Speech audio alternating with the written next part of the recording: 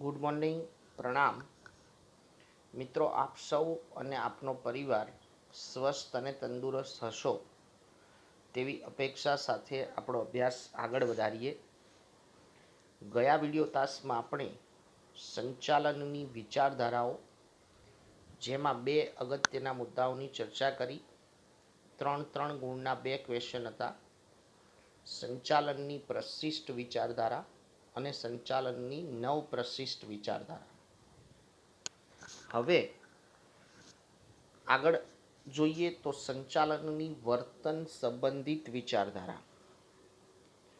આ વિડીયોમાં આપણે બે પ્રશ્નોની ચર્ચા કરવાના છીએ: સંચાલનની વર્તન સંબંધિત વિચારધારા અને સંચાલનની આધુનિક વિચારધારા.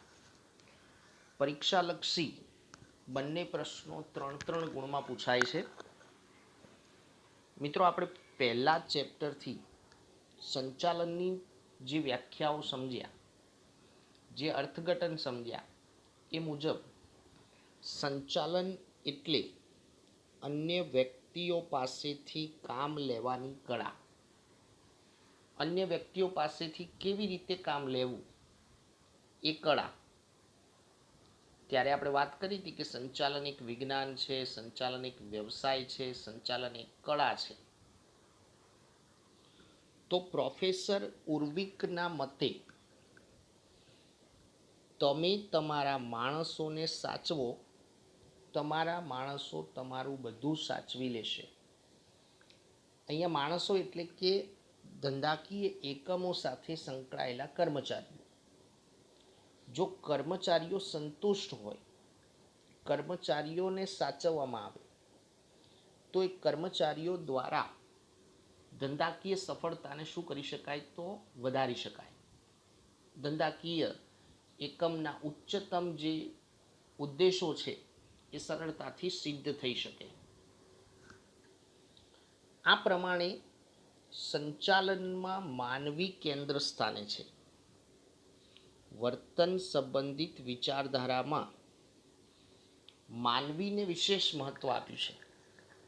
મતલબ માનવી કેન્દ્ર સ્થાને છે અને માનવી વિશેષ મહત્વ ધરાવે છે વર્તન સંબંધી વિચારધારા મુજબ.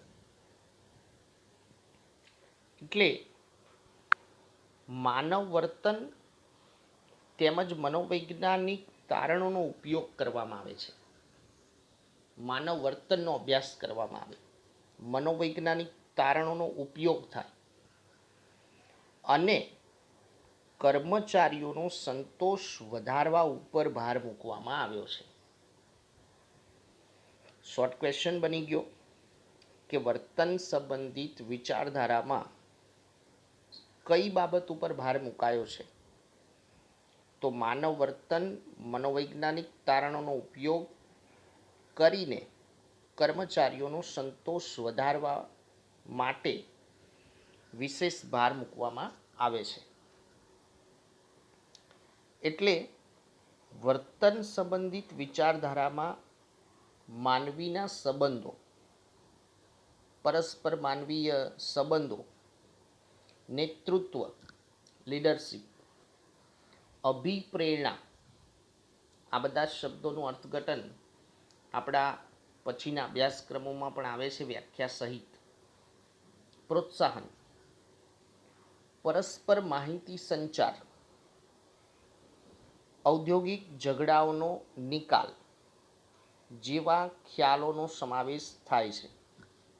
એક ગુણનો પ્રશ્ન થઈ ગયો.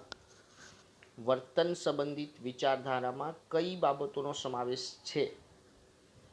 તો માનવીય સંબંધો, નેતૃત્વ, અભિપ્રેરણા, માહિતી સંચાર, ઔદ્યોગિક ઝઘડાઓનો નિકાલ જેવા ખ્યાલોનો સમાવેશ થાય છે.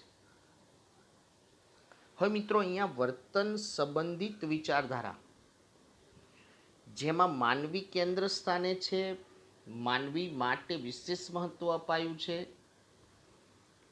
તેમ છતાં આની પણ કેટલીક મર્યાદાઓ છે. જેમ કે આ અભિગમ વધુ પડતો મનોવૈજ્ઞાનિક છે. માનવીના વર્તન સંબંધી વિચારધારા છે, એટલે મનોવૈજ્ઞાનિક તારણોનો અભ્યાસ થાય, માનવીય વર્તનનો અભ્યાસ થાય. એટલે આર્થિક પરિબળોની ક્યાંક અવગણના થઈ હોય એવું જણાય છે. ક્યાંક આર્થિક પરિબળોને વિશેષ મહત્વ અપાયું નથી. બીજું કે ઉત્પાદકતાના ભોગે કોઈ પણ ધંધાકીય એકમ જેનો મુખ્ય ઉદ્દેશ શું હોય કે ઉત્પાદકતા વધારવી, વધુમાં વધુ નફો મેળવવો. તો ઉત્પાદકતાના ભોગે માનવ સંબંધોની જાળવણી થઈ શકે નહીં.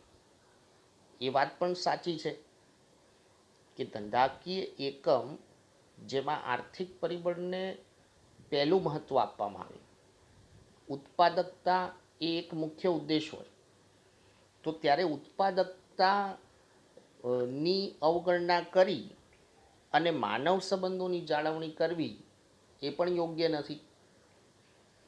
એટલે કેટલાક લેખકોનું આવું તાર્કિક વિધાન છે, આવો તર્ક છે, અનુમાન છે, જે આ અભિગમની મુખ્ય મર્યાદા છે એવું કહી શકાય. તો આ આપણે ચર્ચા કરી વર્તન સંબંધિત વિચારધારા, જે પરીક્ષામાં 3 ગુણમાં પ્રશ્ન આવે છે. હવે એ પછીનો પ્રશ્ન છે સંચાલનની આધુનિક વિચારધારા સમજાવો. 7મો પ્રશ્ન, સંચાલનની આધુનિક વિચારધારા.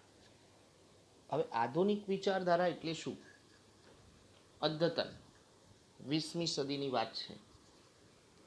તો 1960 પછી ધંધાકીય એકમોમાં તેમજ ઉદ્યોગ ક્ષેત્રે પરિવર્તન આવવાથી, આઝાદી પછીની 1960 પછી ધંધાકીય એકમો અને ઉદ્યોગ ક્ષેત્રમાં જે પરિવર્તન આવ્યું છે, એ પરિવર્તન આવવાથી સંચાલનની એક વિશિષ્ટ વિચારધારાની જરૂરિયાત ઉદ્ભવી. અદ્યતન આધુનિક વિચારધારા કહેવાય. તો મિત્રો, આધુનિક વિચારધારાના પ્રણેતાઓ કોણ? જે નામનો આપણે સમગ્ર અભ્યાસક્રમમાં ઘણી વખત ઉલ્લેખ થવાનો છે. યાદ રાખવાનું એક ગુણ માટે ખાસ, તો Koontz, O'Donnell, doctor George R Terry જેવા સંચાલન શાસ્ત્રીઓ, અને એ સિવાય પણ જેમનું મહત્વનું યોગદાન છે એવા સંચાલન શાસ્ત્રીમાં Peter F Drucker, William Ouchi, C K Prahalad, આ બધા સંચાલન શાસ્ત્રીઓ જે આધુનિક વિચારધારાના મુખ્ય પ્રણેતાઓ ગણાય છે. હવે 1960માં ઉદ્યોગ ક્ષેત્રે પરિવર્તન આવવાથી સંચાલન એ માત્ર ઉદ્યોગ ક્ષેત્ર પૂરતું મર્યાદિત રહ્યું નથી. સંચાલનની જરૂરિયાત એ ફક્ત ઉદ્યોગ ક્ષેત્ર પૂરતી મર્યાદિત નથી. તેથી સંચાલકોનો વિશિષ્ટ વ્યવસાયિક વર્ગ ઊભો થયો છે. એક વ્યવસાય છે સંચાલની, એક વ્યવસાયિક વર્ગ આખો ઊભો થયો છે સંચાલકોનો. સંચાલનની સાથે મનોવૈજ્ઞાનિક, આંકડાશાસ્ત્ર, સમાજશાસ્ત્ર, ગણિતશાસ્ત્ર તેમજ કમ્પ્યુટર ઇન્ફોર્મેશન ટેકનોલોજી એના ઉપયોગની પણ આ વિચારધારામાં હિમાયત કરવામાં આવી છે. એટલે કે એક સર્વગ્રાહી વિસ્તૃત ખ્યાલ છે સંચાલનની, જેમાં મનોવૈજ્ઞાનિક બાબતોનો પણ ઉપયોગ થતો હોય, આંકડાશાસ્ત્રનો પણ ઉપયોગ થતો હોય, સમાજશાસ્ત્રની બાબતો પણ છે, ગણિતશાસ્ત્ર, કમ્પ્યુટર ઇન્ફોર્મેશન ટેકનોલોજીનો ઉપયોગ એ વિચારધારામાં હિમાયત થઈ છે. તો મિત્રો, આ પ્રમાણે આજના વિડીયો તાસમાં આપણે વર્તન સંબંધિત વિચારધારા અને આધુનિક વિચારધારા એવા 2 ત્રણ ગુણના પ્રશ્નોની ચર્ચા કરી અને એને સમજવાનો પ્રયાસ કર્યો, જે તમારે નોટ્સબુકમાં સારા અક્ષરે લખી અને ત્યાર પછી સમજવાનું છે.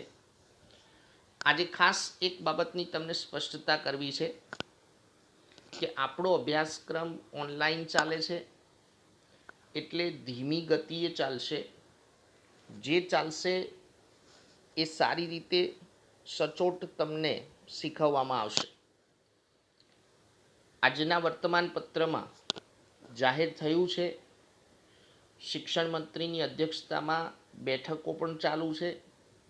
ધોરણ 10 અને 12ના વિદ્યાર્થીઓના અભ્યાસક્રમ સંબંધિત ચોક્કસ વ્યૂહરચના આપણી રાજ્ય સરકાર બનાવવાની છે.